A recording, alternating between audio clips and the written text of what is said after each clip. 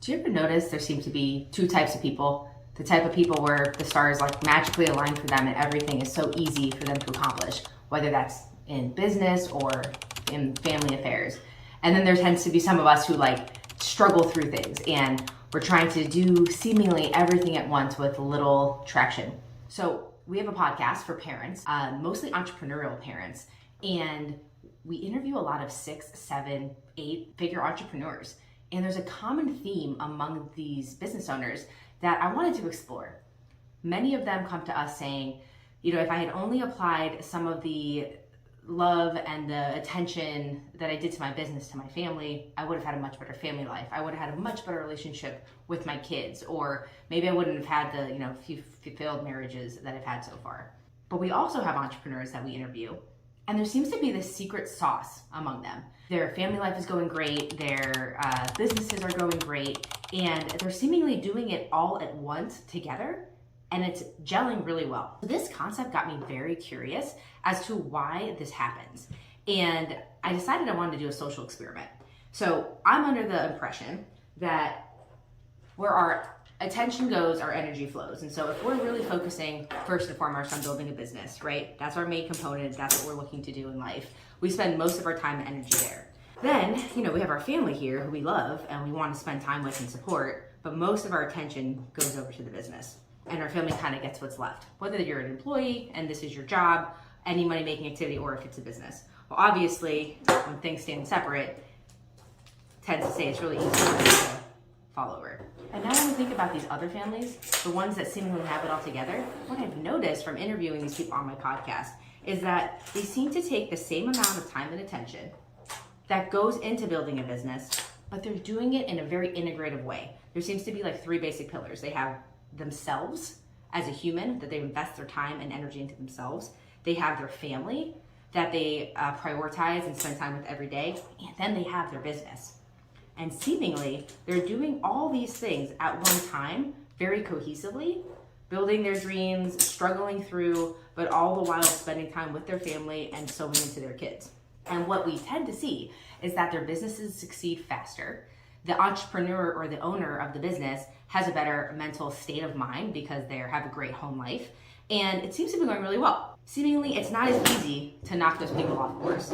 It's not as easy for them to give up and fail in their dreams because they have a stronger foundation. So this whole concept got me super curious, and I wanted to test this out. If that's the case, and it's the same type of concept and morals that make you successful in business as in family, then I wonder if traditional business books that teach us tactics and different acumen specifically for business also have certain values and morals that can be applied to family life. So I decided to test this hypothesis. And as I think it's pretty clear, I lost my hat somewhere. I wanted to start with 100 million leads because Alex Hormozi, 1, doesn't have kids. So this would be a really fun place to test it. And 2, it's the hottest book out right now. It's probably one of the most amped up, hyped up books of the entire year, if not the decade. And I really wanted to get into it as someone who's building a business, but also as a parent, and see if there are really concepts that can be intertwined between both. So without further ado, let's jump into it. Let's see if we can learn to become a better parent based on 100 Million Leads by Alex Hormozi. So this is gonna be my key takeaways. I'd love to hear yours. If you are reading the book, maybe you're listening to it on audio, I'd love to hear in your comments down below what you've learned from it in terms of parenting or things that can be applied to parenthood. So right off the bat, Alex, at the very beginning of the book, makes a list of promises in the terms of what you can expect out of this book. He's very clear laying out expectations on what he wants you to bring in terms of mindset, what he's gonna bring in terms of tactics, and how that can play out for you in your life if implemented correctly. At the end of every chapter, he actually also does the same thing where he highlights what we learned about in the chapter and key takeaways. This is pretty standard so far, right? A lot of authors do this, but I do think it's very applicable to parenthood because I think so often we are coming to our kids and thinking they already know what we expect of them without explicitly saying it. And very often after interactions, it's so easy to assume that they got the same thing out of it that we did. So one thing a lot of our podcast guests do that have great relationships with their children is they'll actually schedule one-on-one time with each of them where they do like special date nights or board meetings or type of goal setting things with each individual child and with their spouse.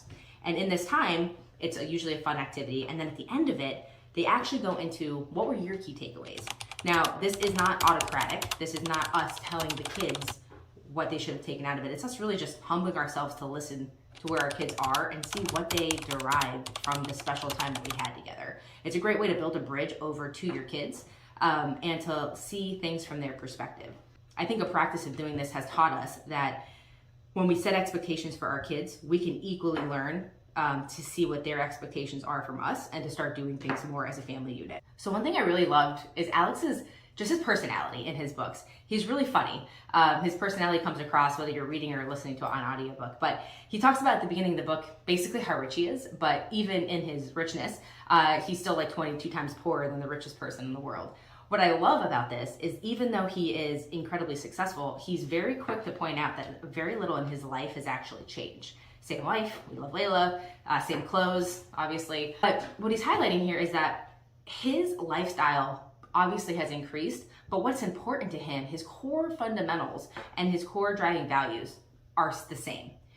This is so important for people building businesses with families. What we've learned from the entrepreneurs on our show is that when they have a family mission and value and something that the whole family can tie together, it's easy for the family to grow from those core values and fundamentals as a unit, and that supports the entrepreneur growing themselves as a business owner. I just love that, and I love that he pointed that out at the beginning of the book. He even references as he goes through the book his trials and tribulations that he faces, but it's going back to those core fundamentals that he learned. He even mentioned that he learned as a kid or to help him really set himself up for success. So I just tie that back to values. It's a great way to teach your kids about missions and values. Expanding upon that, Alex talks about, I cannot lose if I do not quit. So when he was stumbling into this whole virtual gym model that obviously turned into Gym Launch and made them very successful, he mentioned that it was like a really messy process. And he oftentimes would think negative self-thoughts about himself, but he knew if he just kept trying and he just kept showing up, something was gonna work. So he even credits his success to the fact that that deep core principle was within him during the hard times of what eventually made him so successful. So this is why I think it's so important that we take the time to really answer those questions for ourselves as parents. Why are you doing this? Whether that's building a business, trading time for money at a 9-to-5 job, whatever the thing is, homeschooling your kid, why are you doing that? What are the core fundamentals? And how can we instill that into our kids at an early age so they can show up at a family dinner or go to school and they know what it means to be a, insert your last name, to be a, in my family, it means that we are expansive. We like to learn, but we also want to give back. Those are two of our core pillars. What does it mean to be a part of your family? And then think about how that's going to impact your kids as they go off and make a difference in the world because they have something very solid to build on. Okay, so I love this one. So Alex says all the time, and he said it in his first book as well, make your free stuff better than their paid stuff. And I think this concept is obviously so true in business. It's how you stand above the noise, better content, better giveaways and freebies. But thinking of it in terms of parenthood and family life, how often do we show up? This is so if this is you, let's just be straight up and put it in the comments. How many of you had just a bad interaction with somebody in your family and then you flip on Zoom and it's hey, you guys, it's really funny, but we do this all the time. We somehow give money-making activities this the carte blanche, it's all going to be okay, but then our family has to get basically what's left. And I just think that's so fascinating. So if we were to apply that concept to family life, it would look like give your best stuff for free. It means your kids shouldn't have to feel, and I've seen this through life, that they need to earn or deserve your time. They shouldn't need to get the best grades in order to be deserving of your touch, your love, your time, your attention. They shouldn't have to be the star on the baseball team. They should just feel like they're enough, and being them warrants your best attention. We had a guest on our podcast, Kyle from Superhuman Fathers, and he has a credence that he lives by that I just love. And he says, we give the most, we need the least.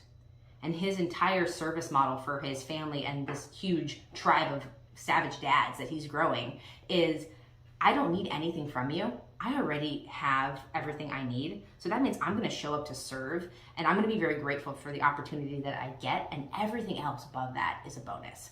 Just to let that sink in for a second on how our relationships would be different with our spouses and our kids if we applied that same concept to it. So it's pretty evident early in the book that Alex has this like laissez-faire style about himself where he's just very self-deprecating. He's letting his own inner dialogue come out into his conversations in his writing. And it's very clear that like when he faces trials and tribulations, he often hears in his own head, like, God, I really suck. Like, why do I suck so bad? Or he'll see somebody else succeeding and he'll think to himself, like, why can't I figure this shit out? Why do I suck so bad? I love this about him because it makes him very relatable. And obviously he uses this as an internal mechanism to drive his success. But anybody with a teenager can understand that, like, just like navigating growing $1 million businesses into $1 billion valuations like Alex, kids are navigating this world for the first time themselves. And I think we all, not just kids, but we all have that inner dialogue within us. But it really makes me think of what happens after that. So everybody within us has that internal dialogue of, man, this wasn't what I wanted to be, or man, I really suck at this. Then what happens next? And I think that depends a lot on us as parents, right? That's our radical responsibility. Are we instilling our kids with the tools to take that type of knowledge and be like, yes, you know what? I'm not great at this yet, but there's something here that I can learn from. There's fruit on the tree that this person has, or that this kid is great at this sport. I can learn from them. And I think that's what starts to separate the wheat from the chaff, as they say. Right now they can say, hey, if it's possible for Dylan, that is possible for me too. If Kinda can do it, I can too. And it starts to put them in this mental place of power and strength and choice, that they have the ability to go out and make something out of this raw circumstance versus it just being something that they suck at. And now they're labeling that I always suck at this thing and they're moving on. Alex mentions that this was his superpower, that he's able to take that feeling and continue to move it forward until he gets something that he is proud of on the other side. And I think we can absolutely do that within ourselves, probably better. I know I certainly can. And it makes me cognizant of how I can do that for my kids. So let's get into some tactical stuff that I think is really cool. So there's 4 core principles here that he talks about in order to get 100 million leads, right? Or $100 million from your leads. And when we get into some of the tactics on lead magnets, he's giving you like several different ways that they test and inspect lead magnets. And it goes into a lot of depth. So the whole premise here is the more that you're willing to try and fail, the more you're willing to succeed. He mentions on several platforms that the people who do the best, like 0.01% success, are the people who test 10 to 20 times more than people with mediocre results. He phrases it another way too, like with his lead magnets, and he goes into details on how you can do this for your business. There are several ways that people learn. Some are visual, auditory, kinesthetic, and you want to position your lead magnet in a certain way that is going to captivate people's attention. And this overarchingly, in terms of parenthood and relationships, makes me think of how much effort and energy and nuance is going into trying things to see what works. And when you think about families and kids, like family members are so different, your spouse is so different, everybody has their own internal mechanisms to make them click. But again, when it comes back to like building those separate towers, in business, we're willing to put all this time and energy into testing these things so that we can scale them on a large level. But if we took that principle over to parenthood, relationships with our spouse, it could look like, seeing how your kids like to learn. What do they respond to the best? Are they physical touch, like the 5 love languages? Are they words of affirmation or gifts? There's a lot of tools that we have at our disposal, and you can do formalized tests, or you can just spend time with them, or you can just let them lead you into what they like. We have a podcast guest that talks about special playtime, and the kids, like whatever goes rules. The kid wants to play with El Toro Loco and Pirate Cruise, and that's what we're going to play with today, just as long as no one gets hurt in the process, right? There's some safety boundaries, but letting them lead you and understanding what each person likes. In the context of leads, when you do this and you see what works great, you can scale it easily. And now your business is starting to grow because you've tested and you've doubled down on what works. I know we've all had situations, I know I have within my family, where I feel like sometimes my efforts are going unnoticed. And I think that's because I'm trying to love others the way I want to be loved, instead of putting the time and effort and energy into showing up in the way that they want to be loved. And I think if we were to do that, it is easy to then scale that practice. Now we're taking the time with our loved ones and we're making it so much more impactful. And as we know, as parents, business owners, employees, people with stuff going on personally outside of being a parent, time is often limited. So if we can make the most of it from quality of time and not just quantity, then that's something we can absolutely do. Okay, so let's talk calls to action. So in the book, it's all about how to convert your leads over to paying customers. So there's always a CTA or a call to action. Alex expands upon what he did in his first book, 100 Million Offers, and talks about how you can get someone to take action on what you're offering. He also talks about saying the least amount of things possible or writing the least amount of words possible to convey that message. So let's break those down one at a time. So first is having an offer that is compelling for that person to take action, not for you, not for your business, but why they would want to take action. Is it going to reduce the amount of time until they get their goal? Is it going to cost less? Is it going to be an additional benefit? There's 6, I think, different types of things that you can do to position this offer. In terms of kids, I think if we're being honest with ourselves, it's most likely that this comes across to them, at least, very autocratically, where we are giving them a demand, like a list of things to do, versus a true call to action, which we've learned in the business world converts much better than asks. So that would look more like framing what's in it for them, and by being very specific in how the kid is going to benefit and the family unit will benefit. That goes back to the principles and values from the thing that you are proposing or asking. It certainly converts better in terms of what the results Alex shows. And it definitely seems like in your own life, at least from what I've seen in my life, that our kids respond a lot better when we are giving them an option and a choice and having it framed in the reference that it's actually for our kids to help them in some way as well as to help us. So tying in with the lead part of it and the call to action, he phrases it in the formula ACA, so acknowledge, compliment, and then ask. And he, in business, out of all of the testing, the formula he felt worked best is so acknowledge where the customer is, like have a human connection with your customer. Pose a compliment, and that doesn't mean like an empty compliment, but phrase something in a way where you are seeing them where they're at and you're lifting them up. And then you phrase your ask. That is the specific call to action you want them to take. I love this, again, going back to what we just said, for interactions with spouses and families. Instead of, honey, can you pick up Gabriel today from school? It could sound a lot more like, I realize this was my chance to pick him up. I'm sorry, I mismanaged my calendar. I just want to thank you for, helping, being very supportive. I really appreciate that. I'm happy to switch with you at one point so that you can focus on your things. Are you able to take care of this? I really appreciate it. And I think just having that more of human acknowledgement behind it gives it so much more value. Alex talks about in the book the ask and having a why behind the ask helps the conversion like tenfold. There was a Harvard study that he references in the book where it was people trying to cut in line. And every time someone tried to cut in line by just asking, may I cut in line, I think they got like a 90% no ratio. The statistics are in the book. But they were like, it was like 80 or 90% more likely that if they gave a reason behind it, like, oh, may I please cut in line to use the restroom because my daughter is going to like pee her pants if we don't go now, they were a lot more likely to allow you through because there's a human component to it. They can understand and empathize with where you are, where otherwise they wouldn't know if they didn't know your situation. So I think we undervalue how intelligent our kids are, both intellectually and emotionally. And I think by making small bridges between us and them more often, we're able to not only have better communication with them, but I think as a whole, as a unit, everybody can get what they want more often than this person wins and this person loses, right? It's much more of a family decision. Okay, so I love this one. So in chapter 6, he opens by comparing himself to other people who are seemingly really successful. And he goes through all the rationale in his mind of, like, this is showing the evolution of Alex, right? And how he's become the incredible leader that he's become. And obviously he's so humble, but this is like his internal process, which is just comical. But he's like comparing himself to Kylie Jenner and Dwayne "The Rock" Johnson and all these different people. And every time one of these examples of how these young or these actors or these people came and had incredible success, he would keep writing it off. He's like, yeah, well, her mom's famous and, she probably did it. Or, oh yeah, well, makeup's easy to do that. I'm not doing makeup, or whatever the situation would be. Or, oh yeah, liquor's easy to sell. No wonder he went to $1 billion. Whatever the situation is, he would write it off. And then at one point, he was conferring with a mentor, and the mentor told him, enough, like quiet the ego and take the lesson.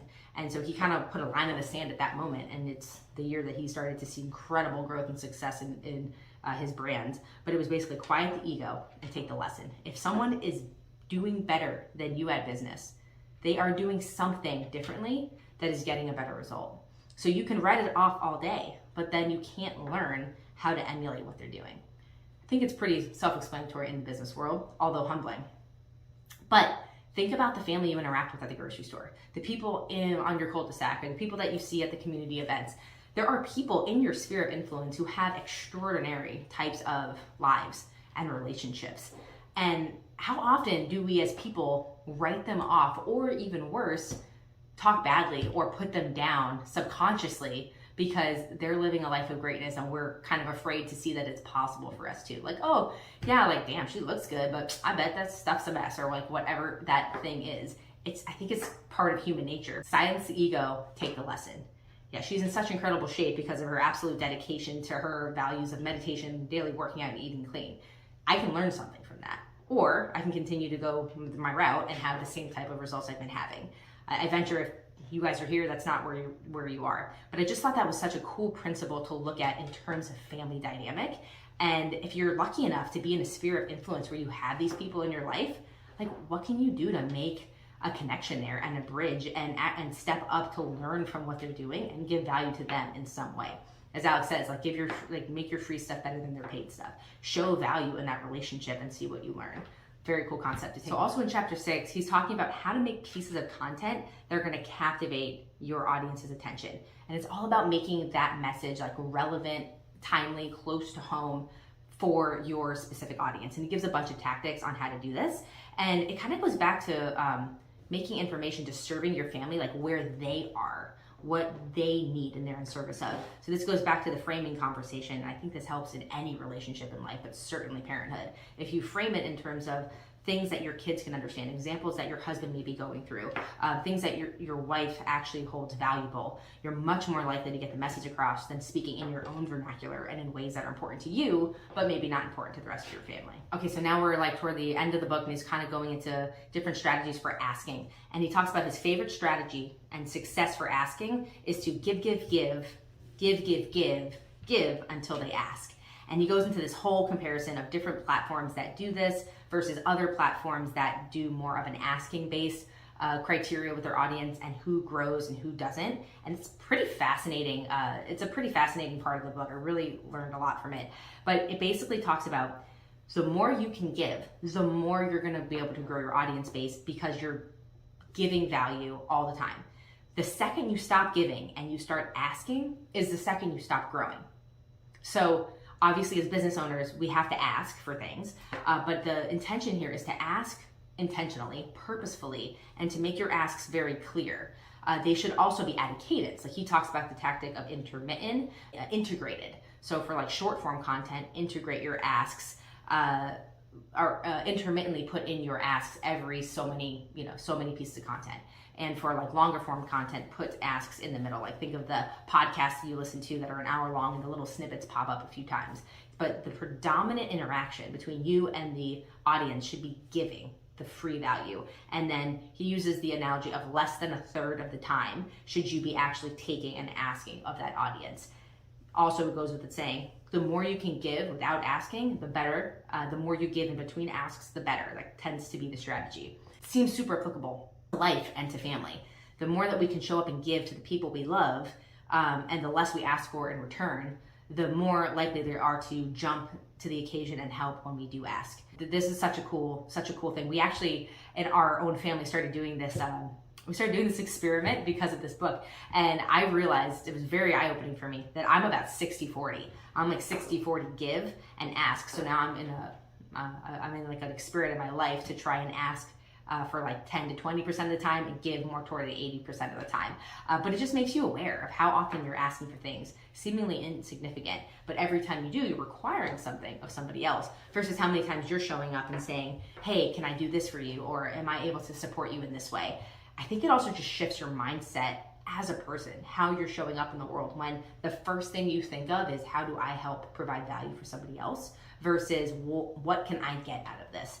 I venture that that is why, the families in our example over here are so strong, because these foundational pieces are very similar. So Alex also talks about technology a lot in the book, and how you can leverage technology to scale whatever lead system you now have working.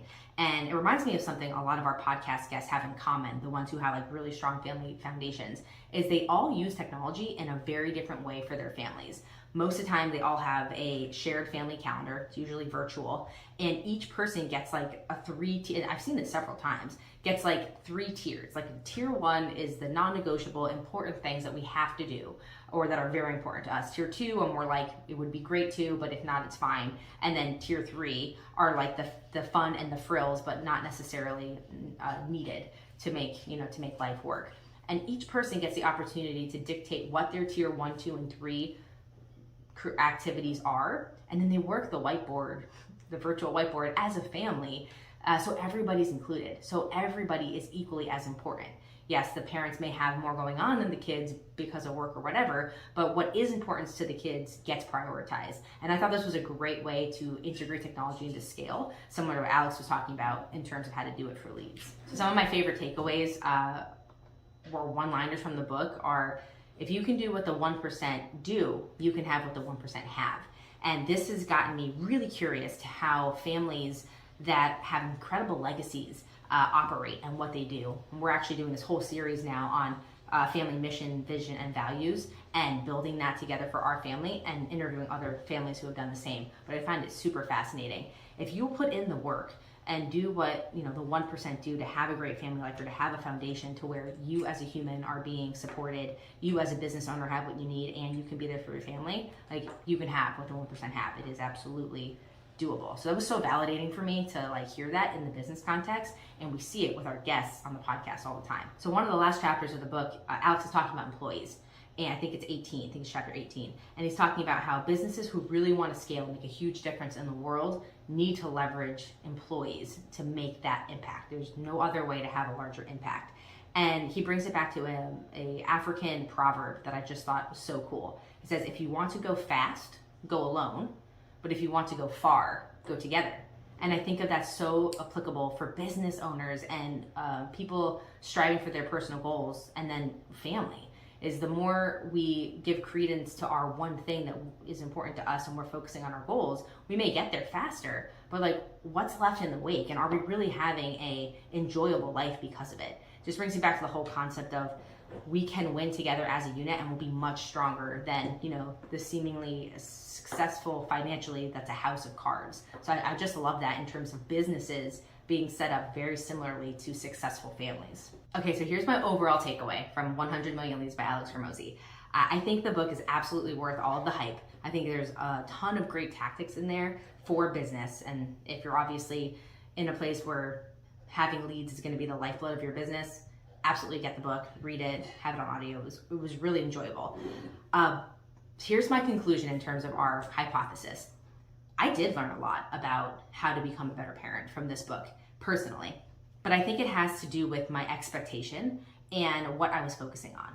So because I came into this experiment with the intention of noticing if I could glean things from it that were applicable to parenthood, I did. I venture that if I was to interview a neighbor of mine who only read this book with the context of how to build his business, he probably wouldn't have as many takeaways as I did in terms of how to become a better mother or wife or person as I did. So I know this is kind of the double slit experiment vibes, but it just kind of brings me back to where we started this video, whereas if your intention is to grow yourself as a person, your business, and your family all at one time, and you're intentionally putting mechanisms in place to do that, I think you have a pretty good shot at making it happen. I also think that many business books probably are all based on relationships and values that make you successful in any facet of life, whether it is business or personal or relationships with your family. So that is what I found from the book. I would love to hear your thoughts. If you read it, did you learn anything about being a better spouse, parent, person in general? Tell your comments down below. And also, if you want to check out our podcast, it's called Parenting on Purpose. We are for parenting out of the box. if you're a homeschooler, you're an entrepreneur, you want to parent a little differently than you've been taught, we'd love to have you join us and share with you our incredible guests, because we learn amazing stuff every week that helps us show up on purpose for ourselves and our families. So see you guys next time. Thanks for being here. And until the next perfect time, stay beautiful, stay inspired. So my